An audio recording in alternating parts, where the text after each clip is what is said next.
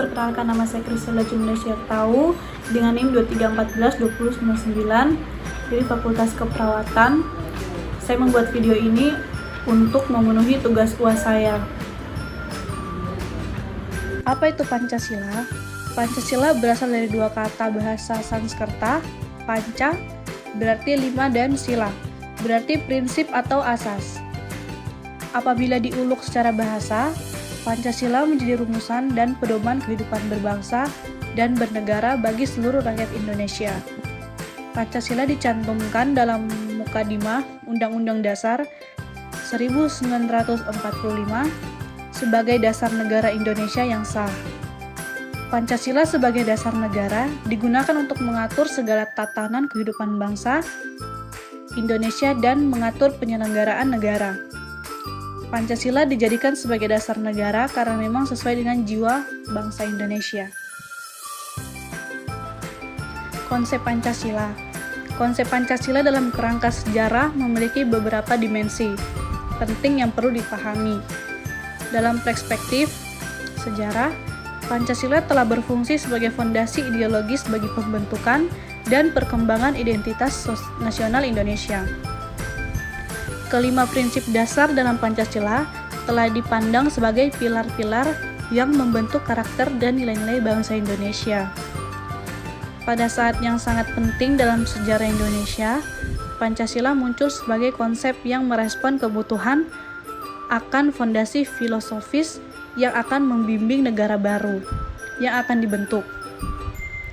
Pada saat proklamasi kemerdekaan pada tahun 1945, Soekarno menggagas Pancasila sebagai landasan filosofis untuk Indonesia yang merdeka.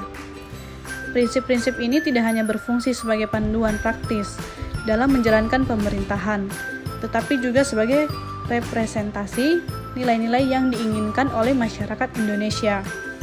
Konsep ini diartikulasikan sebagai solusi untuk membangun kesatuan. Sumber sejarah histori, sosiologis, yuridis, dan politik. 1. Sumber sejarah histori. Tentang Pancasila sebagai dasar negara, tentang Pancasila sebagai dasar negara Pancasila sebagai dasar negara tersebut. Juga berfungsi sebagai sumber dari segala sumber hukum negara. Ideologi nasional, karakteristik bangsa, kultur kehidupan bangsa yang harus terwujud dan diwujudkan dalam setiap sikap, tekad, semangat, disiplin, dan tanggung jawab yang bermuara pada kejujuran dari setiap warga bangsa dalam hidup dan kehidupannya di bumi NKRI. Intinya, Pancasila harus dihayati dan diamalkan dalam melestarikan dan mengembangkan dinamika kehidupan bermasyarakat, berbangsa, dan bernegara. 2. Sumber sejarah yuridis. Sebagai sumber yuridis, eksistensi Pancasila di samping sebagai dasar negara adalah juga sumber dari segala sumber hukum negara. Artinya, semua pedoman berkaitan dengan penataan aspek hukum harus bersumberkan pada Pancasila. Pancasila secara yuridis merupakan sejatinya hukum tertinggi di Indonesia yang memiliki nilai dasar, nilai praksis, dan nilai instrumental. Nilai dasar adalah nilai dalam sila-sila Pancasila. Nilai praksis dalam nilai yang terkandung dalam perilaku warga bangsa dan mencapai cita-cita dan tujuan nasional. Nilai instrumental adalah nilai yang terkandung dalam pasal-pasal Undang-Undang Negara Republik Indonesia tahun 1945. Sumber sejarah sosiologis. Eksistensi Pancasila dilihat dari aspek sosiologis, adalah perwujudan dan kristalisasi dari keyakinan serta perilaku kehidupan masyarakat sejak dulu, kini, dan yang akan datang.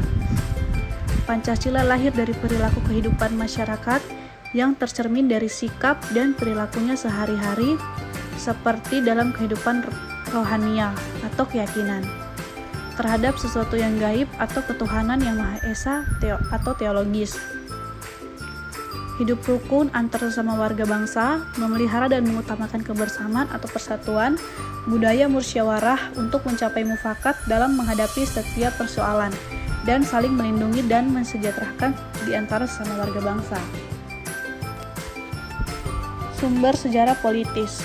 Perlu ditegaskan kembali secara politis, Pancasila merupakan kebijakan pemerintah NKRI dalam menata kultur atau budaya struktur politik bangsa Indonesia guna mengisi dan menjadi jiwa tatanan lingkup kehidupan infrastruktur politik dan suprastruktur politik, termasuk dalam hubungan timbal balik sesama struktur politik yang termaksud. Oleh karena itu, Pancasila sebagai sumber politik harus dipegang teguh oleh kalangan suprastruktur politik maupun infrastruktur politik dan seluruh warga bangsa, termasuk kalangan generasi muda atau mahasiswa dalam menata dan mengembangkan kehidupannya. Pancasila sebagai filsafat. Pancasila sebagai sistem filsafat mengandung pandangan, nilai, dan pemikiran yang dapat menjadi substansi dan isi pembentukan ideologi Pancasila.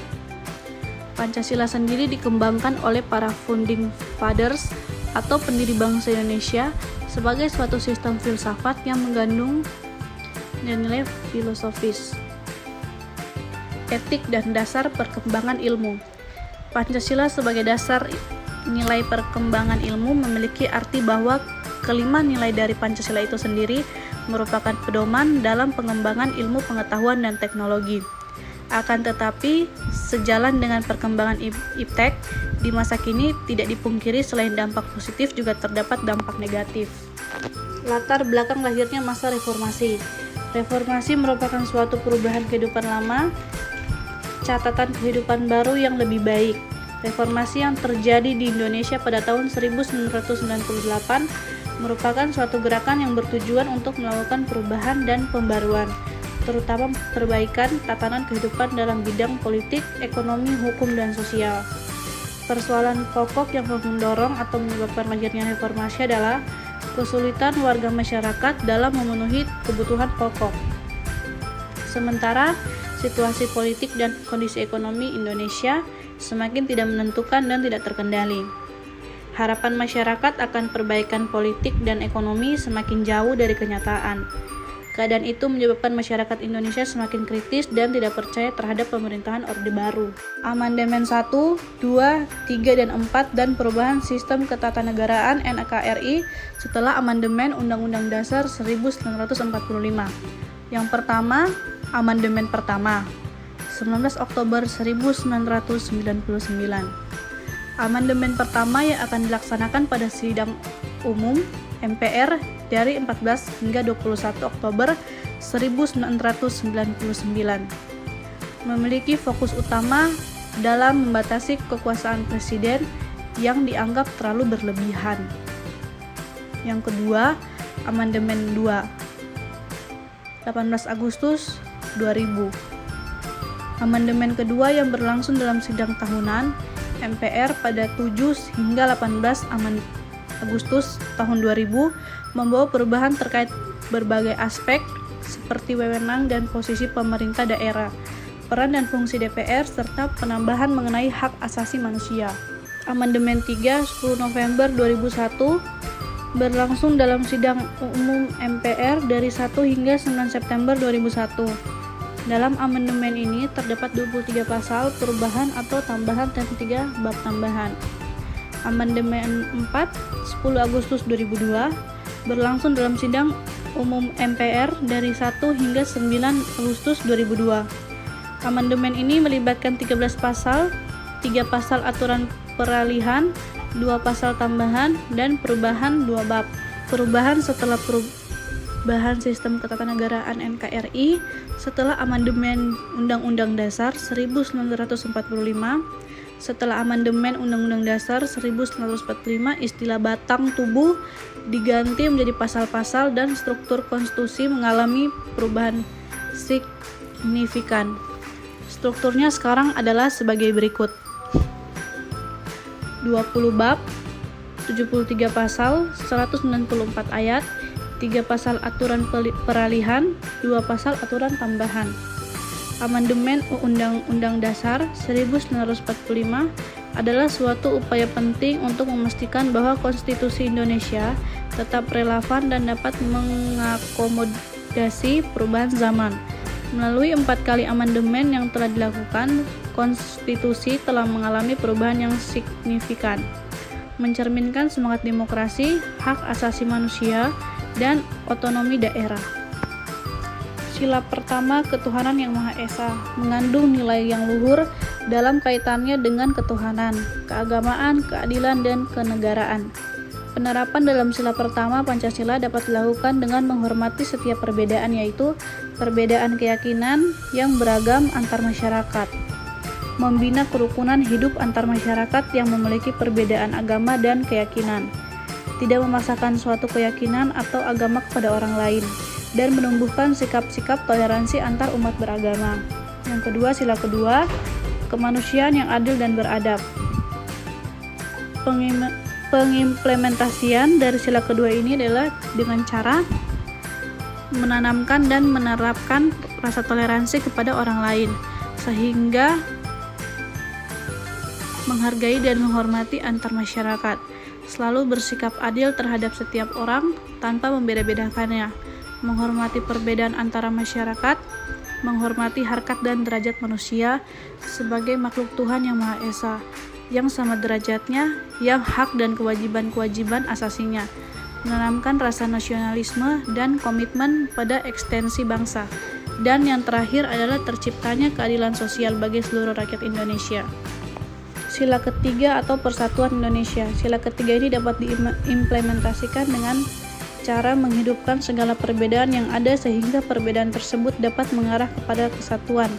Bagaimana semboyan negara Indonesia, yaitu Bhinneka Tunggal Ika, yang berarti walaupun berbeda-beda tetapi tetap satu tujuan. Ciptakan suasana saling tolong-menolong di balik segala perbedaan yang beragam sehingga akan terciptanya kehidupan yang rukun antar masyarakat Indonesia. Sila ketiga Pancasila memberikan kesempatan secara leluasa dalam mempertahankan persatuan dan kesatuan bangsa Indonesia. Yang keempat, sila keempat, kerakyatan yang dipimpin oleh hikmat kebijaksanaan dalam permusyawaratan perwakilan. Dalam sila keempat Pancasila ini, masyarakat Indonesia dapat mengimplementasikan dengan cara memuliakan, menghargai, dan menghormati orang lain tanpa membedakannya sedikitpun, selalu bersikap jujur saat adanya pemilu, dan tidak saling menghina antar warga negara. 5. Keadilan sosial bagi seluruh rakyat Indonesia. Implementasi sila Pancasila kelima, menanamkan sikap tolong-menolong sehingga dapat terwujud kehidupan yang rukun dan damai. Kerja keras juga diperlukan dalam implementasi sila kelima ini untuk mencapai kesejahteraan bersama. Kesimpulan, Pancasila adalah dasar negara Indonesia dan sudah sepatutnya menjadi dasar kehidupan berbangsa dan bernegara bagi seluruh masyarakat Indonesia. Nilai-nilai Pancasila merupakan cangkupan dari nilai normal dan moral yang harus mampu diamalkan oleh seluruh masyarakat Indonesia, sebab apabila bangsa Indonesia mampu melakukan nilai tersebut, maka degradasi moral dan kebiadaban masyarakat dapat meminimalisir secara tidak langsung, juga akan mengurangi kriminalitas di Indonesia, meningkatkan keamanan dan kesejahteraan bangsa Indonesia.